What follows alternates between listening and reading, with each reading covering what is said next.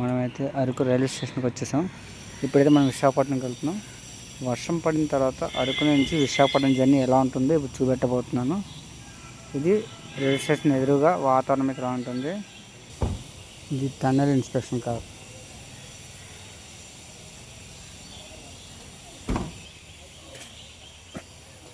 East Coast tunnel inspection car.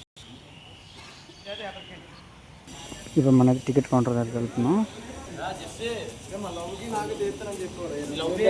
Enter అవ్వగానే right side అయితే ticket counter ఉంటుంది.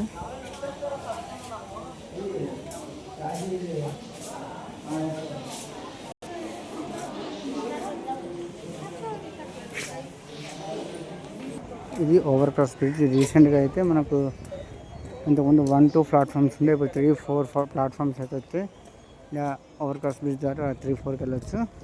ఇంకా చూపెట్టాను కదా, టైం ఎంత అవుతుంది, 3:23 అవుతుంది. ఇంకా 1.5 hour వెయిట్ చేయాలి.